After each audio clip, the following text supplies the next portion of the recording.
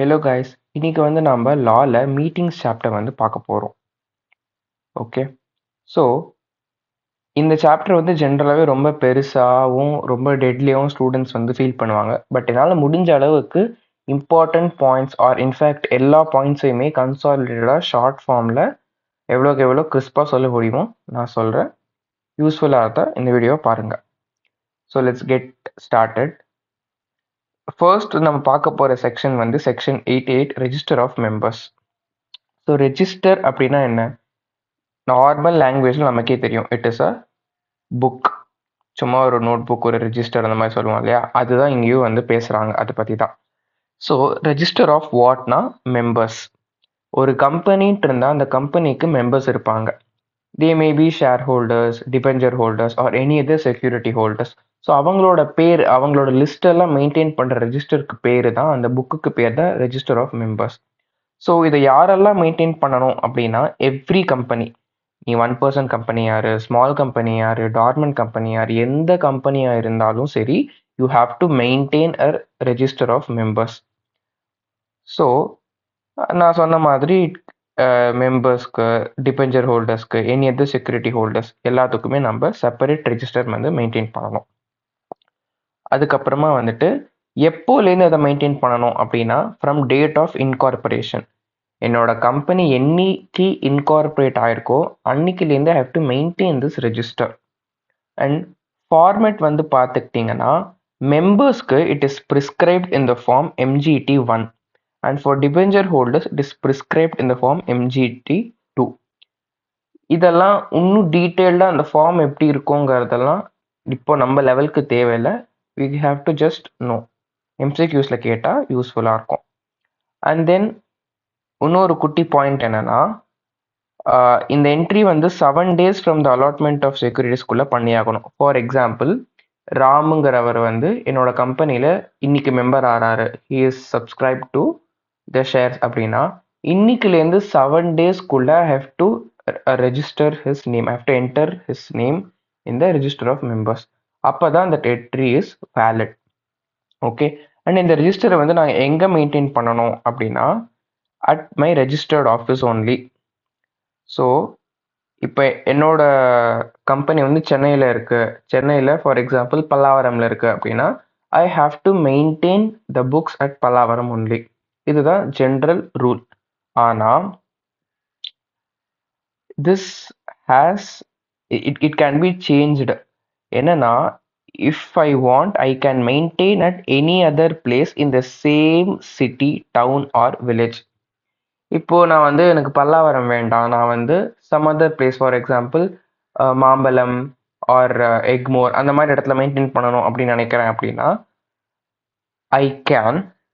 And also any other place in India. இப்போ என்னோட share holders சென்னையிலேயே இல்லை, they are somewhere in Kashmir. 1/10 of the share ஹோல்டர்ஸ்க்கு மேலே அங்கே தான் இருக்காங்க அப்படின்னா, if I wish to I can also maintain there. ஆனால் இந்த ரெண்டு கேஸுக்குமே என்ன இம்பார்ட்டன்ட்னா, special resolution is very very important. Normally registered officer தான் have to maintain the register of members. But if I want to maintain at any other place in the same city, town or village, I have to pass a special resolution. If I have to maintain at any other place in India, ஆனா இதுல என்ன கண்டிஷன்னா, more than 1/10 of the shareholders அந்த இடத்துல இருக்கணும்.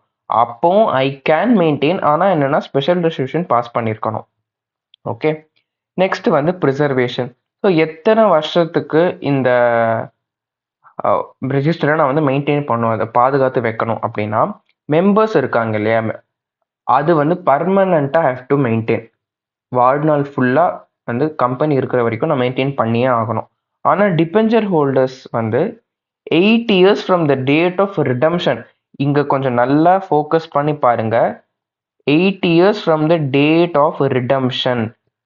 இப்போது நான் ஒரு 10 yearsக்கு ஒரு டிபெஞ்சரை என் கம்பெனியில் இஷ்யூ பண்ணுறேன் அப்படின்னா, not from the date of issue, அந்த டிபெஞ்சர் ரிடீம் ஆகி முடியுது இல்லையா, அந்த வருஷத்துலேருந்து 10 வருஷம். So I have to maintain 8 years. 8 years from the date of redemption I have to preserve. Okay, and இதெல்லாம் இன்னும் குட்டி குட்டி பாயிண்ட்டு தான். யார் மெயின்டைன் பண்ணணும் அப்படின்னா generally the company secretary of the company should maintain. இப்போ அந்த கம்பெனிக்கு வந்து கம்பெனி செக்ரட்டரி இல்லை அப்படின்னா போர்ட் ஆஃப் டைரக்டர்ஸ் எந்த ஆஃபீஸர் அப்பாயிண்ட் பண்ணுறாங்களோ they have to maintain the register of members. Okay. And மைனரால் வந்து அந்த ரெஜிஸ்டர் ஆஃப் மெம்பர்ஸில் வர முடியுமா, மைனரோட பேர் வந்து வர முடியுமா அப்படின்னா yes, but it has to be along with a guardian. Minor மட்டுமே வர முடியாது, ஏன்னா நம்ம ஆல்ரெடி படிச்சிருப்போம் கான்ட்ராக்ட் ஆக்ட் படி he cannot come into any contract. So வந்து நாம் மைனர் ப்ளஸ் ஒரு கார்டியன் வந்து we can be entered in the register of members. And இப்போல்லாம் மோஸ்ட் ஆஃப் த கம்பெனி வந்து they are following demat form, கரெக்டாக? So demat ஃபார்ம்னா என்ன? Everything is digitalised and it will be with a depository. ஒரு கம்பெனிக்கு 1000 share இருக்குன்னா அந்த 1000 ஷேரும் ஃபிசிக்கலாக கம்பெனியே கொடுத்துட்ருக்காது, அது வந்து ஒரு டெபாசிட்டரி கிட்ட கொடுத்து அண்ட் ஆல் தீஸ் டெபாசிட்டரிஸ் கிட்டேருந்து people will be buying and selling. Okay. So அவங்களுக்கு வந்து என்னன்னா that depository will maintain a thing called as register of beneficial owners. So actual owner will be depository in the company. Okay. ஆனா அந்த depository கீழே எத்தனை பேர் இருப்பாங்க? 1000 கணக்கில் இருக்கலாம், லட்ச கணக்கில் கூட மக்கள் இருக்கலாம்.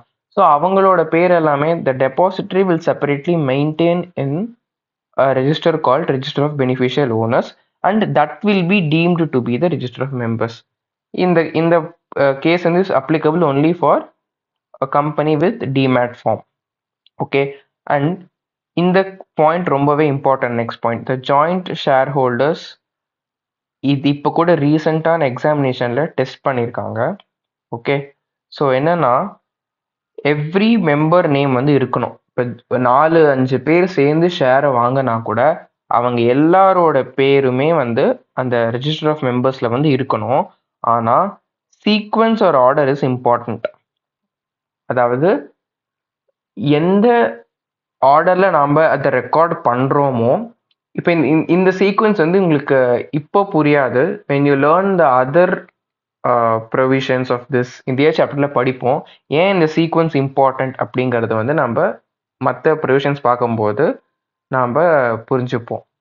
ஸோ இந்த sequence it is very very important. They have to decide with themself that யாரோட பேர் சீக்வன்ஸில் கொடுக்குறாங்கங்கிறது they have to decide. Okay. And இது பண்ணலன்னா என்ன ஆகும் அப்படின்னா பெனால்ட்டி வந்துட்டு கம்பெனிக்கு 3 lakhs and officer in default வந்து 5 lakhs, சாரி 50,000. இந்த ஆஃபீஸர் இன் டிஃபால்ட்டுங்கிறது யார்? இதே சிஎஸ் ஆர் இந்த போர்ட் ஆஃப் டைரக்டர் அப்பாயிண்ட் பண்ண ஆஃபீஸர். இதுதான் வந்து ரெஜிஸ்டர் ஆஃப் மெம்பர்ஸோட ஃபுல் கான்செப்ட். இதில் இம்பார்ட்டண்ட்னு பார்த்தீங்கன்னா இந்த 7 days பாயிண்ட் ஞாபகம் வச்சுக்கோங்க. அண்ட் தென் இந்த ஜாயிண்ட் ஷேர் ஹோல்டர்ஸ் பாயிண்ட் வந்து நல்லாவே ஞாபகம் வச்சுக்கோங்க. ஃபார்ம் நம்பர்ஸ் மேபி எம்சிக்யூஸில் கேட்பாங்க, MJT1, MJT2. Okay guys, thank you. Next concept next வீடியோவில்